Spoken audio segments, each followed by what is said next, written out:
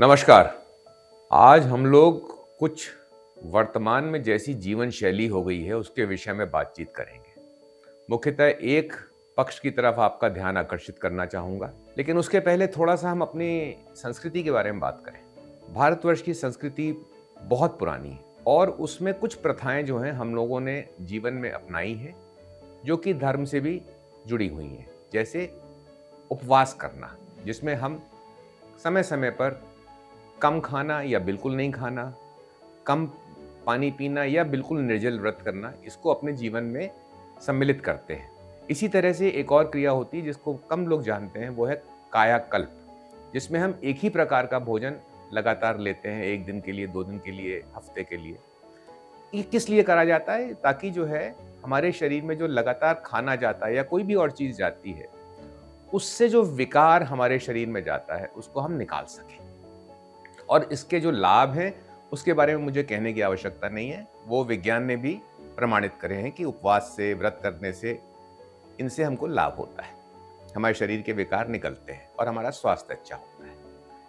लेकिन आज के संदर्भ में सिर्फ भोजन या शारीरिक स्वास्थ्य की बात ना करी जाए, हम लोग एक और चीज़ बहुत ज़्यादा लेने लगे हैं और वो है डिजिटल इन्फॉर्मेशन, जो किसी भी आप अपने सेल फोन से, कंप्यूटर से, लैपटॉप से और बहुत सी जगहों पे जो है डिजिटल इन्फॉर्मेशन या डिजिटल चीज़ों का हम प्रयोग करने लगे हैं।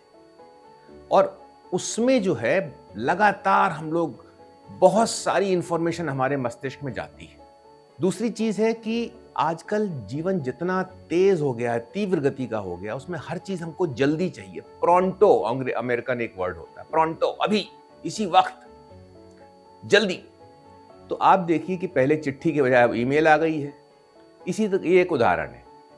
लेकिन इतनी सारी डिजिटल इंफॉर्मेशन देखने वाली और सुनने वाली है, ऑडियो विजुअल इंफॉर्मेशन हमारे मस्तिष्क के ऊपर जो है लगातार जो है प्रहार करती है। मैं इसको प्रहार ही कहूंगा क्योंकि उसके बहुत से दुष्प्रभाव हैं। क्या दुष्प्रभाव है? हमारा मस्तिष्क जो है बाकी शरीर की तरह, बाकी अंगों की तरह थक जाता है।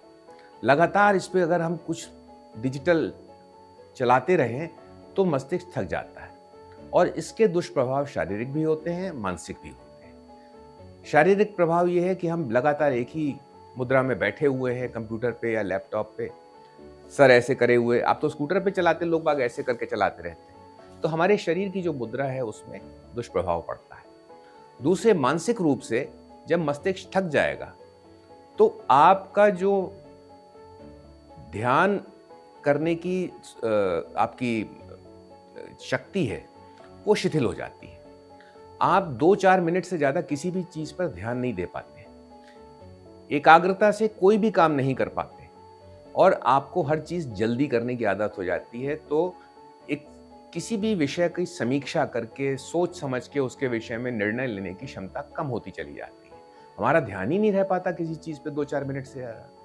तो इसके लिए भी हमको एक उपवास करना पड़ेगा या व्रत करना पड़ेगा और उसको अंग्रेजी में कहते हैं डिजिटल डिटॉक्सिफिकेशन, मतलब विकार को निकालना, टॉक्सिन्स को निकालना, मतलब विष को निकालना। तो जो डिजिटल इंफॉर्मेशन से टॉक्सिन हमारे मस्तिष्क में घुस रहा है वो हमको कम करना है डिजिटल डिटॉक्सिफिकेशन से। उसके लिए समय समय पर अपने मस्तिष्क को आराम दीजिए। डिजिटल जो उपकरण हैं उनको अलग करिए, थोड़े समय के लिए कुछ अपने आप सोचिए, ध्यान मग्न करिए, अपने को एकांतवास में ले जाके उस इंफॉर्मेशन के प्रहार से बचिए जो लगातार हमारे मस्तिष्क पे आघात कर रही है। धन्यवाद।